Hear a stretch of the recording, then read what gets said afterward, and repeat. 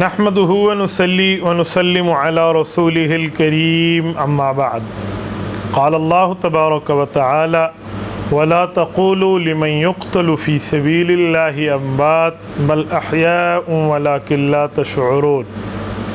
عن أبي سعيد الخدري رضي الله تعالى عنه قال قال رسول الله صلى الله عليه وسلم الحسن والحسين سيدا شباب أهل الجنة. رواه الإمام الهمام الترمذي في جامعه. صدق الله العظيم وبلغنا رسوله النبي الأمي الكريم ونحن على ذلك لمن الشاهدين والشاكرين والحمد لله رب العالمين. یہ درس کربلا کا ہے کہ خوف بس خدا کا ہے. معزز دوستو، میں آپ کی خدمت میں نواسہ رسول شہزادہ بطول لخت جگر سیدنا علی بن ابی طالب رضی اللہ عنہ حضرت امام حسین رضی اللہ تعالیٰ عنہ کی شہادت کے حوالے سے چند معروضات پیش کر رہا ہوں. رجب المرجب کی آخری دہائی چل رہی ہے اور یزید تخت نشین ہوتا ہے. مدینہ منورہ میں یزید کے کارندے پہنچ کے گورنر مدینہ کو اس بات کا پابند بناتے ہیں کہ ان لوگوں کی بیعت یزید کے نام پہ لی جائے جو لوگ یزید کی بیعت کرنے سے فی الحال بالکل خاموش ہیں، یہ جن کے بارے میں امید ہے کہ وہ بیعت نہیں کریں گے. ان میں سرکردہ افراد کے اندر حضرت عبداللہ بن زبیر رضی اللہ عنہ کا نام ہے، جو رسول پاک صلی اللہ علیہ وآلہ وسلم کی سالی حضرت اسماء بنت عمیس رضی اللہ تعالی عنہ کے بیٹے ہیں، حضرت زبیر ابن العوام کے بیٹے ہیں اور حضرت ابوبکر صدیق رضی اللہ تعالی عنہ کے نواسے ہیں. دوسرے نمبر پہ حضرت حسین رضی اللہ عنہ کا نام ہے، جو رسول پاک صلی اللہ علیہ وسلم کی چوتھی اور چہیتی صاحبزادی حضرت فاطمۃ الزہرا رضی اللہ تعالی عنہ کے بیٹے ہیں، حضرت رسول اللہ صلی اللہ علیہ وسلم کے نواسے ہیں. گورنر مدینہ ان دو حضرات کو بلا کر بیعت کرنے کی بات کرتا ہے. حضرت عبداللہ بن زبیر رضی اللہ عنہ نے تو اپنے طریقے سے ٹیکل کر لیا اور وہ وہیں سے کسی طریقے پر بات کرنے کے بعد تشریف لے گئے، بیعت نہیں کی. حضرت امام حسین رضی اللہ عنہ کو رات کی تنہائی میں بلایا گیا تو حضرت امام حسین نے پہلے تفکر کیا، اس پہ سوچا کہ رات کے اس لمحے مجھے بلانے کا مطلب کیا ہے. تو حضرت امام حسین اپنی فراست حسینیہ سے اس نتیجے پر پہنچے کہ کہیں حضرت امیر معاویہ رضی اللہ عنہ کی وفات ہو گئی ہوگی اور یزید تخت نشین ہوا ہے اور اس کی بیعت کے لیے مجھے بلایا جا رہا ہے. ٹھیک ہے، میں بھی نمٹ لوں گا. یہ طے فرما کر یہاں سے اٹھے اور جب گورنر مدینہ کے پاس پہنچے ہیں، اس سے گفتگو ہوئی ہے تو اس نے حضرت معاویہ رضی اللہ عنہ کی وفات اور یزید کی تخت نشینی کی بات کی. حضرت معاویہ رضی اللہ عنہ کی وفات پہ حضرت امام حسین رضی اللہ عنہ نے انا للہ و انا الیہ راجعون پڑھا، تعزیت پیش کی، دعائے مغفرت پیش کی، ترقی درجات کے لیے دعائیں پیش کی. اور جب یزید کی بیعت کی بات آئی تو حضرت حسین نے پوچھا کہ گورنر صاحب، آپ کو کیا لگتا ہے کہ مجھ جیسا آدمی یہاں تنہائی میں بیعت کر لے گا؟ آپ کو تو چاہیے کہ مجھ جیسے آدمی کہ اگر آپ نے بیعت لینی ہے تو آپ مجمع عام میں برسر عام دن کی روشنی میں مجھ سے بیعت لیجئے، نہ کہ رات کی تنہائی میں. تو نے کہا جی بات تو ٹھیک ہے. کہ جی ٹھیک ہے، پھر آپ ابھی تشریف لے جائیے، صبح بیعت کے معاملے کو دیکھ لیا جائے گا. حضرت امام حسین رضی اللہ عنہ نے جو بات فرمائی ہے کہ کسی قسم کا کوئی جھوٹ نہیں ہے، اپنے رتبے، مقام، مرتبے، حیثیت، ویلیو اور درجے کو دیکھ کر بات فرمائی کہ حسین ابن علی رضی اللہ عنہ جیسا شخص کیا تنہائی میں بیعت کرتا پھرے. رات رات حضرت امام حسین یہاں سے سفر فرماتے ہیں اور مکہ المکرمہ نکل جاتے ہیں. صبح جب حضرت امام حسین رضی اللہ عنہ کے بارے میں پوچھا گیا، ایک دو دن تو خاموشی چھائی رہی کہ شاید ادھر شاید ادھر. جب پتہ چلا کہ وہ تو اپنے اہل و عیال کو لے کر یہاں سے تشریف لے گئے ہیں تو اب انہوں نے اپنے کارندے بھیجے کہ یار تلاش کرو جی کیا ہو گیا ہے. حضرت امام حسین رضی اللہ عنہ مکہ مکرمہ کے پاس چل پڑے تھے. ان کی تلاش سے ہوتے ہوتے جب یہ تلاش اور سرچ سے نکلتے ہیں تو امام حسین مدینہ منورہ سے مکہ مکرمہ میں داخل ہو چکے ہیں. اور مکہ مکرمہ تو دارالامن ہے. حضرت عبداللہ بن زبیر بھی مکہ مکرمہ آ چکے ہیں. یزید کی بیعت بالکل نہیں کی، اس کا انکار کر دیا۔ اس کے بعد یزید نے گورنر مدینہ کو معزول کیا، عمرو بن سعید اشدق جیسے ظالم شخص کو وہاں سے مکہ مکرمہ بھیجا 400 سوار لے کر کہ جاؤ ان کو پکڑ کے لاؤ، فلاں کرو فلاں۔ جب یہ مکہ مکرمہ آئے تو انہیں سمجھ آیا کہ ہمارا پالا کس سے پڑا ہے، اور شرم کے مارے اپنے منہ نیچا کر کے واپس چلے گئے کہ یار مکہ مکرمہ میں دار الامن ہے، بلد الامین ہے، پرامن جگہ ہے، جہاں چونٹی تک کو مارنے کی اجازت نہیں ہے، جہاں اشارے کے ساتھ بھی آپ حالت احرام میں کسی کو مار نہیں سکتے، کسی جانور کا شکار نہیں کر سکتے، وہاں ہم نواسہ ابو بکر اور نواسہ رسول کے لیے آ گئے ہیں، یار کیا معاملہ۔ بہرحال یہ وہاں سے واپس ہوئے۔ حضرت امیر معاویہ رضی اللہ عنہ کی وفات رجب میں تھی، تو رجب کا اینڈ تھا، رجب کے بعد شعبان آیا ہے، شعبان کے بعد رمضان ہے، رمضان کے بعد شوال ہے، شوال کے بعد ذوالقعد ہے، ذوالقعد کے بعد ذوالحج ہے، ذوالحجہ میں حضرت امام حسین رضی اللہ عنہ کا یہاں سے سفر ہے، 5 ماہ تک حضرت امام حسین مکہ مکرمہ میں مقیم ہے۔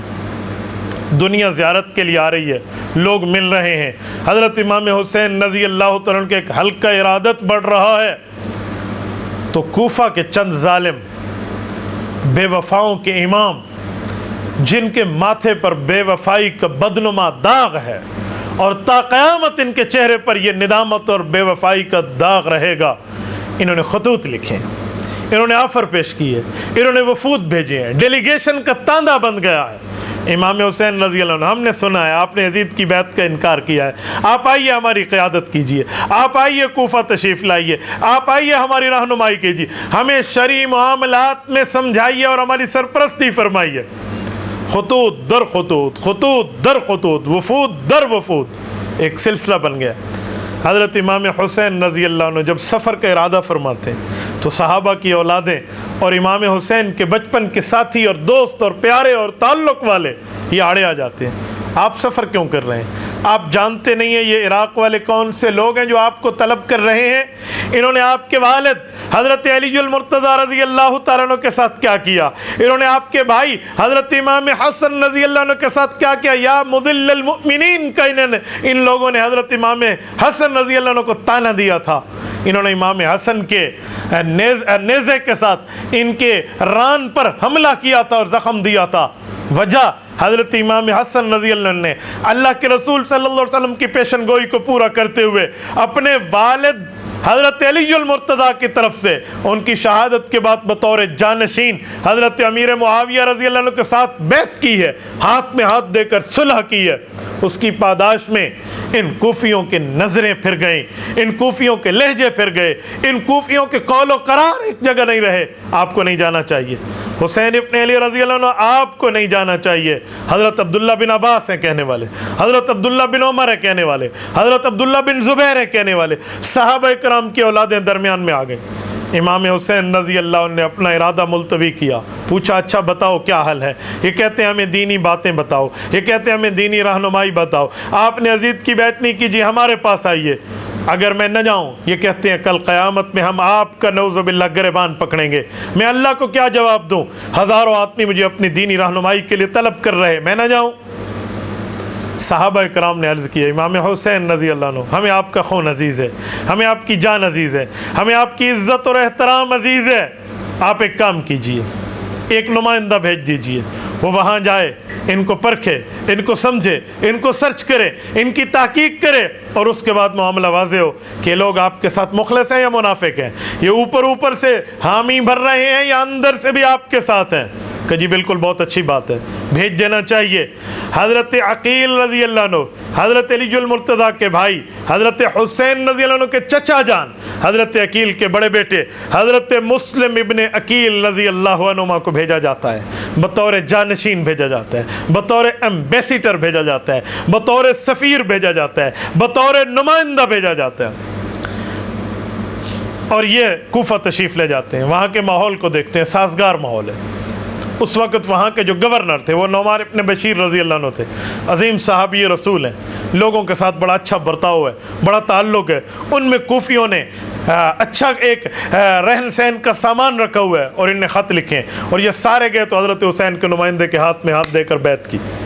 آپ بلائیے امام حسین کو، ہم بیعت کرتے ہیں، ہم ساتھ دیتے ہیں، ہم تعلق میں رہتے ہیں، ہم مدد اور نصرت کے لیے رہتے ہیں، وہ ہماری شرعی رہنمائی کی کریں، ہماری اسلامی رہنمائی کریں، ہمیں دینی نالج اور دینی معلومات دیں۔ جی ٹھیک ہو گیا۔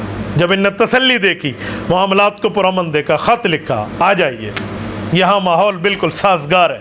حضرت حسین صحابہ کی اولادوں کو خط دکھاتے ہیں، دوستوں کو وہ خطوط دکھاتے ہیں کہ دیکھو میرے نمائندے نے بھی تصدیق کر دی، چلیے اب ان کے پاس تو کیا رہ گیا؟ ٹھیک ہے، حضرت امام حسین نے سفر شروع کیا ہے۔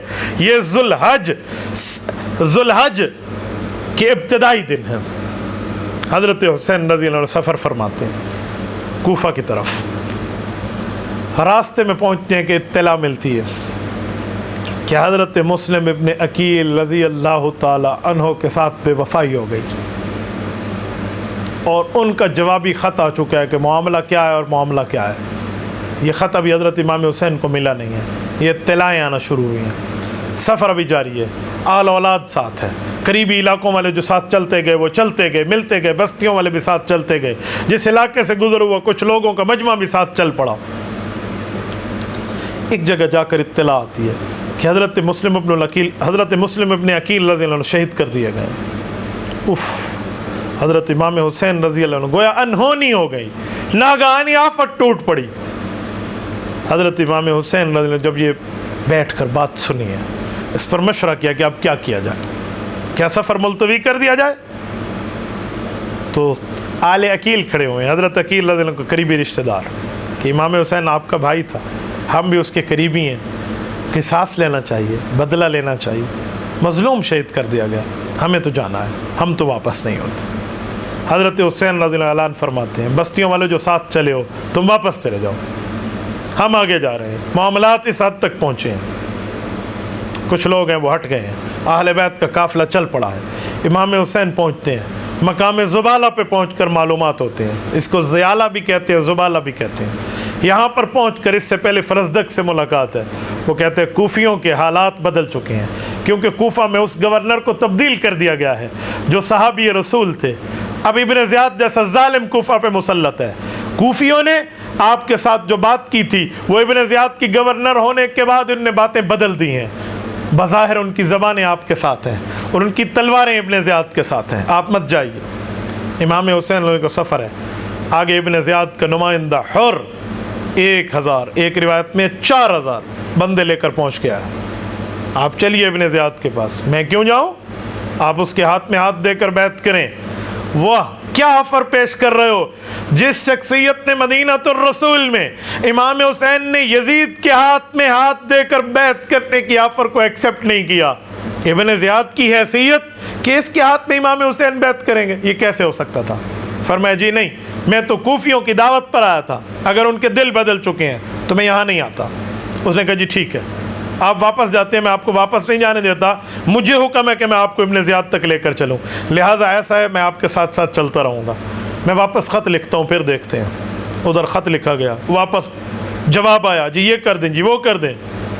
اسی اثناء میں حر کو کچھ معلومات ہونا شروع ہو گئی تھی، وہ جو لشکر لے کر آیا تھا، کہ امام حسین کو جو نقشہ ہمارے سامنے پیش کیا گیا وہ تو نہیں ہے، یہاں تو اخلاق ہے، یہاں تو احترام ہے، یہاں تو آداب ہے، یہاں تو قدر ہے، یہاں تو منزلت ہے، یہاں تو رتبے، مقام اور درجے اور تقوی کا اعلیٰ معاملہ چل رہا ہے، اور طہارت کی بلند چوٹیوں پر موجود آل رسول کا قافلہ۔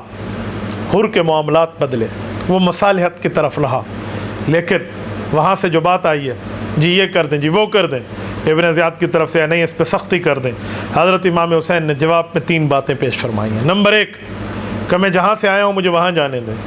کیوں؟ مجھے ان نے بلایا تھا، اب ان کے دل بدل گئے، میں واپس ہو رہا ہوں، کیونکہ امام حسین رضی اللہ عنہ مکہ مکرمہ میں حالت امن میں آ کر بیٹھ گئے تھے کہ جہاں سب کو امن ہے، جاؤ جو کرنا ہے حکومت میں کر کے دیکھو، میں اللہ کے گھر میں بیٹھا ہوں، یہاں پرامن گوشہ نشینی کی زندگی میں بیٹھے تھے، اس جیسی بےایمان حکومت کے ہاتھ پہ ہاتھ دے کر بیعت نہیں فرمانا چاہ رہے تھے، تو کہا میں وہاں چلا جاتا ہوں۔ نمبر 2 یا کسی سرحد پہ چلا جاتا ہوں جہاں جہاد جاری ہو، یا مجھے خود یزید کے پاس جانے دو، میں اس سے اپنے معاملے میں نمٹ لوں گا۔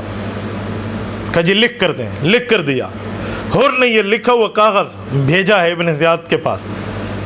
ابن زیاد کو اس خط نے اتنا متاثر کیا، اس نے کہا جی بات تو ٹھیک ہے، ٹھیک ہو گیا، یہ تو امن ہو گیا، صحیح ہے، ان تینوں میں سے کوئی ایک شرط ہم منظور کرتے ہیں، ٹھیک ہے۔ साथ बैठा हुआ एक शैतान जिसे शिमर कहते हैं, उसने कहा इब्न ज़ियाद गवर्नर ये गलती न करना, आज तुम्हारे हाथ से हुसैन निकल गया, कल मजमा लेकर फिर आएगा। इसने पट्टी पढ़ाई। जैसे फ़िरौन इतना जालिम नहीं बन रहा था, उसके कमांडर, उसके वज़ीर, उसके मुशीर हामान ने उसको गलत पट्टी पढ़ाई और आखिर डुबाने तक ले आया। ऐसे शिमर ने इब्न ज़ियाद को बंदी फजूल किस्म की लगी बंदी एक पट्टी पढ़ाई। वो मान गया, उन्होंने कहा जी ठीक है, अपने हाथ पर बैत लूँगा। उमर बिन साद की क़यादत में, शिमर अपने ज़िलजोशन की क़यादत में मजमे भेजे, कहा जी हमें शर्त कबूल नहीं है, लड़ाई होगी, पानी बंद कर दें, ये है वो है। जिस वक्त हज़रत इमाम हुसैन के मुकाबले में सब पहुँचे और मामलात हुए, यहाँ कुछ रातें तो गुजरी ने, 1-2 रातें, तो हज़रत इमाम हुसैन रात को ख्वाब देखा। तबरी में है, बेटे ने पूछा अब्बू आपने क्या ख्वाब देखा कि उठने के बाद आप इन्ना लिल्लाहि व इन्ना इलैहि राजिऊन पढ़ रहे हैं। फरमाया बेटा मैंने ख्वाब देखा है कि कुछ लोग चल रहे हैं और उनके साथ उनकी मौतें भी चल रही हैं। कि मैं तो यही समझता हूँ कि इससे मुराद हम लोग होंगे। बेटे ने सब्र का मुजाहरा किया। हज़रत हुसैन रज़ी अल्लाह अन्हु के सामने से सारे मामलात हैं। एक चीज़ तय हो चुकी थी, अल्लाह के रसूल सल्लल्लाहु अलैहि वसल्लम की ज़िंदगी मुबारक में रसूल पाक सल्लल्लाहु अलैहि वसल्लम के पास मिशकात जल्द नंबर 2 किताबुल मनाक़िब में रिवायत मौजूद है। हज़रत जिब्राईल आए थे, आकर एक सफ़ेद शीशी दे गए थे जिसमें करबला की खाक भी थी, और रसूल पाक सल्लल्लाहु अलैहि वसल्लम को फरमाया उस जगह की मिट्टी है जिस जगह पे आपके इस नवासे हज़रत हुसैन रज़ी को शहीद किया जाएगा। ये मालूमात थी, ये मामलात मौजूद थे, ये तयशुदा था। लेकिन अब देखना यह था कि किस जालिम का बदनसीब नसीब फूटता है कि उसके हाथ पे ये जुल्म मामले को मारा से वजूद में लाया जाएगा। वो शिमर एंड कंपनी, वो यजीद की हुकूमत के वज़रा, वो यजीद की हुकूमत, वो इब्न ज़ियाद और इन जैसे के हाथों पर ये चीज़ मुक़द्दर थी कि लानत का ये काम इनके मुक़द्दर होना है कि इन्होंने इस अजीम खून से अपने हाथों को रंगीन करना है। तो वही हुआ। जब ये सामने आए तो वो हुर जो पहले इनकी क़यादत में ठहरा था, उसने घोड़े को एड़ लगाई और इमाम हुसैन के लश्कर में आया। कहा है हुसैन इब्न अली मुझे माफ़ कर देना, मुझे नहीं पता था ये लोग आपके साथ इस हद तक उतर आएंगे, आपके खून के प्यासे होंगे, मेरे इल्म में नहीं था, वरना मैं आपके साथ यूँ मामलात में न चलता। अब मैं इस कफ़ारे में अपनी जान तो दे दूँगा पर आपका साथ नहीं छोड़ूंगा, मैं आपका साथी और मददगार हूँ। वो आकर रुक गया, ठहर गया। ये जंग होती है, इस जंग में सहाबा कराम और अहले बैत उज़ाम का ये काफ़िला, इनमें मर्दों को शहीद कर दिया जाता है, इनमें बच्चों तक की भी शहादत है, इनमें शीर खार की भी शहादत है, इनमें बचपनों वालों की भी है। सैयदना अली अल मुर्तज़ा रज़ी अल्लाह तआला अन्हु के यहाँ कई बेटे शहीद होते हैं। हज़रत फ़ातिमतुज़ ज़हरा रज़ी अल्लाह तआला अन्हा के बतन मुबारक से हज़रत हुसैन इब्न अली हैं। इसी तरह हज़रत अली अल मुर्तज़ा रज़ी अल्लाह तआला अन्हु के एक और बीवी हज़रत लैला के बतन मुबारक से हज़रत अब्बास मौजूद है, आलमदार, जिनके हाथ में परचम है। हज़रत अली अल मुर्तज़ा रज़ी अल्लाह तआला की एक और बीवी हज़रत उमामा बिनते अबिलास रसूलुल्लाह सल्लल्लाहु अलैहि वसल्लम की नवासी हज़रत ज़ैनब की बड़ी बेटी, जो हज़रत फ़ातिमतुज़ ज़हरा के बाद हज़रत इमाम हुसैन की वालिदा बनती हैं, जो हज़रत फ़ातिमा की भांजी भी थीं और बाद में हज़रत अली अल मुर्तज़ा की बीवी बन रही हैं। उनका बेटा अली उल औसत भी है, अली अकबर भी है। ये साथी हज़रत इमाम हुसैन के साथ हैं। उबैदुल्लाह बिन अली भी हैं, जाफ़र बिन अली भी हैं, अब्दुल्ला बिन अली भी हैं, अबू बकर इब्न अली, उमर इब्न अली, उस्मान इब्न अली भी हैं। ये गालिबन 9 बनते हैं औलादें हज़रत अली अल मुर्तज़ा की डायरेक्ट। ये सारे करबला के 72 तनों में मौजूद हैं। करबला का पहला शहीद हज़रत अली अल मुर्तज़ा का बेटा मोहम्मद उल औसत है। ये वो है जो हज़रत अली अल मुर्तज़ा का बेटा हज़रत इमाम हुसैन का भाई और हज़रत अली अल मुर्तज़ा की बीवी उमामा रसूलुल्लाह सल्लल्लाहु अलैहि वसल्लम की नवासी का बेटा है। ये करबला का पहला शहीद है। अली अल मुर्तज़ा की औलादों का मुकाबला है, इन ज़ालिमों के साथ लड़ाई है, आखिर नौबत शहादत तक है। मेरे दोस्तों, ये वो चैप्टर है, ये वो बाब है, अगर इसको शुरू कर दिया जाए, रब जानता है, खुदा की कसम रोंगटे खड़े हो जाए। कोई आँख ना हो जिसके आँख में आंसू ना हो। मैं कहाँ तक इनके जुल्म को बयान करूँ।